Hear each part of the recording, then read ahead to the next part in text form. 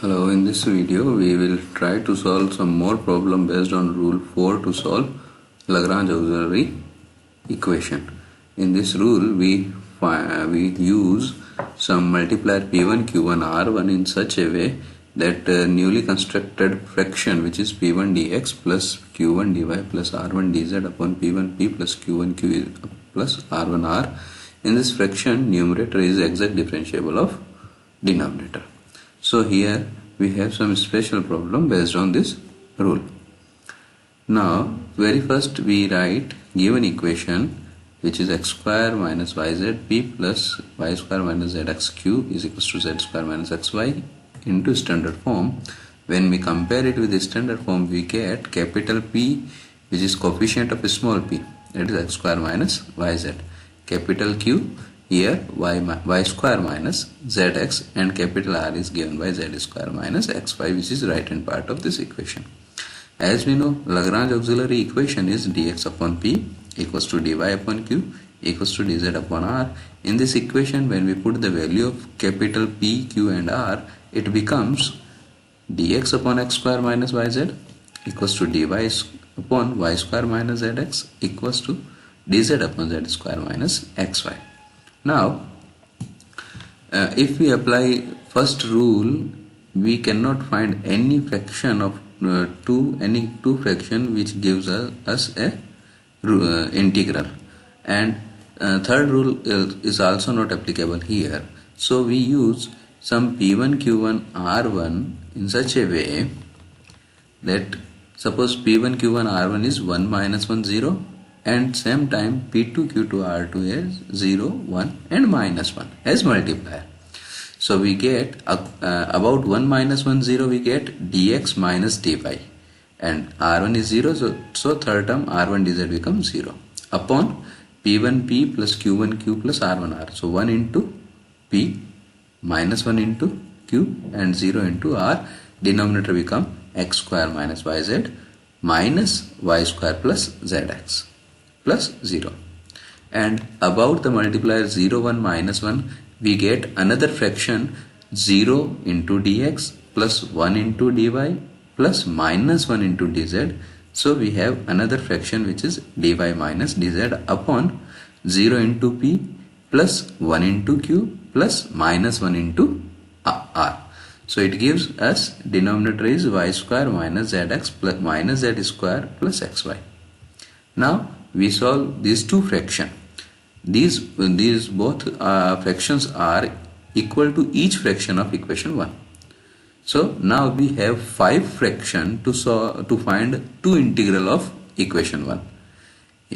Up to this equation we have only 3 fractions to find two integral, but now at this step we have 5 fractions to find two integral of Lagrange auxiliary equation.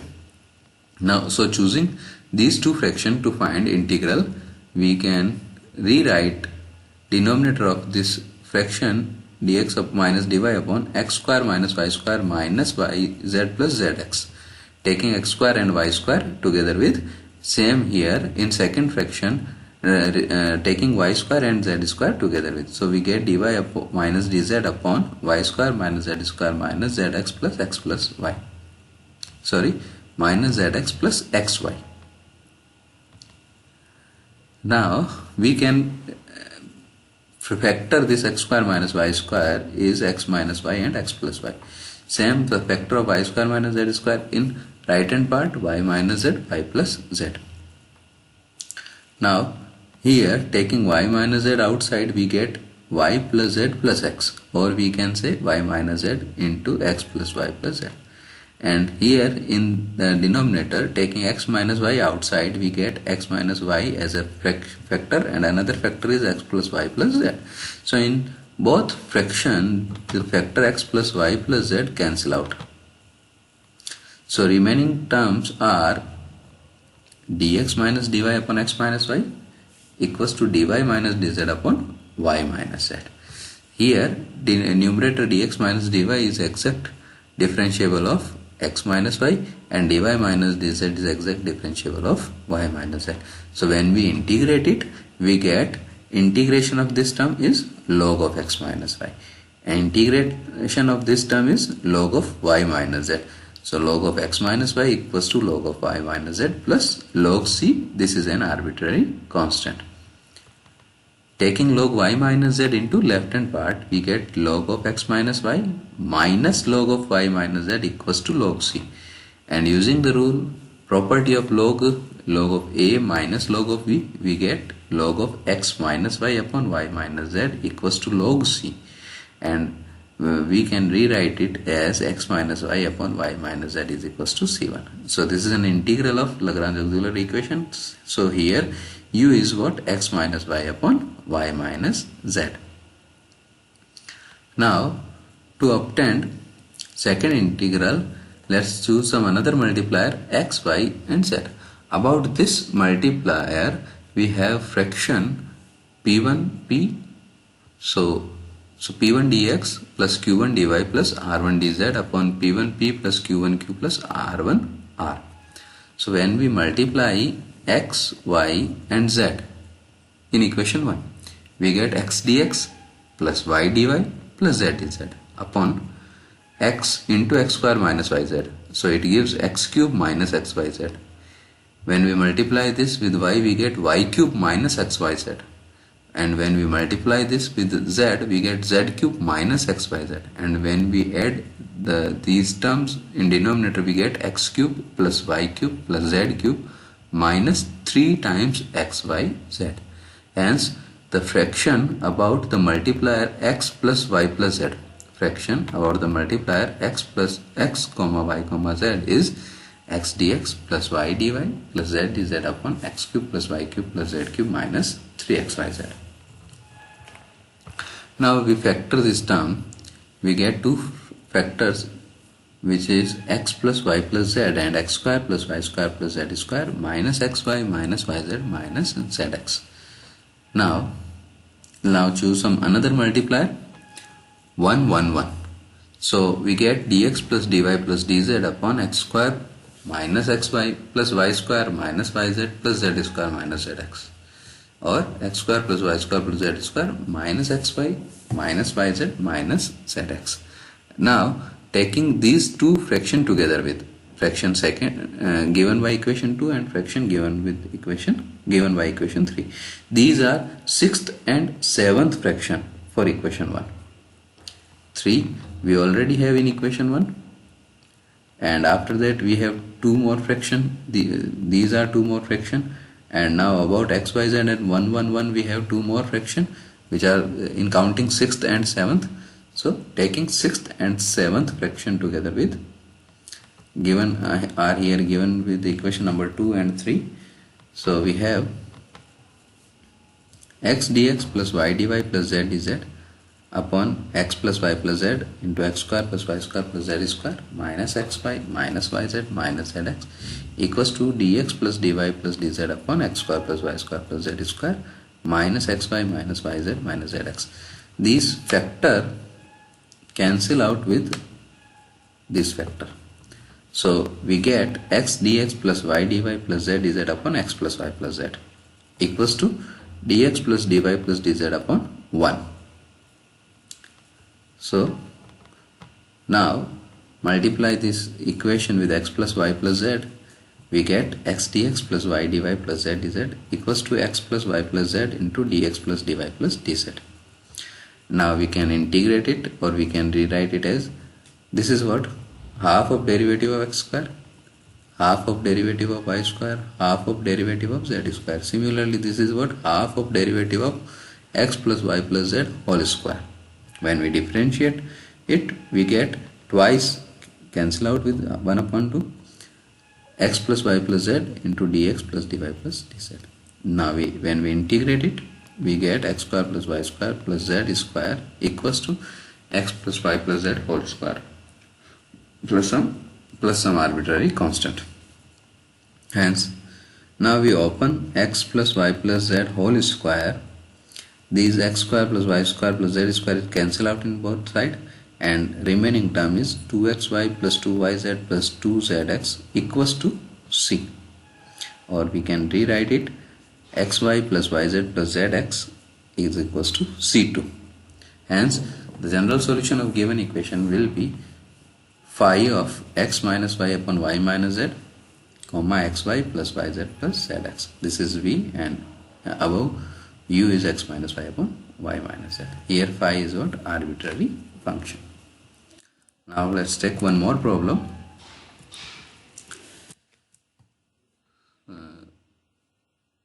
Cos x plus y small into small p plus sin x plus y into small q equals to dz. Here capital P is cos of x plus y, capital Q is sin of x plus y, and capital R is z. Lagrange auxiliary equation is dx upon p equals to dy upon q equals to dz upon r. Now if we apply rule 1, we get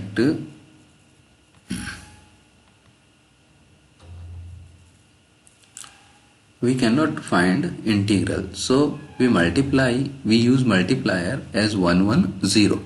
When we use multiplier 1 1 0, we get dx plus dy plus 0 upon cos x plus y plus sin x plus y plus 0 as a fraction. This fraction is equals to each fraction of equation 1.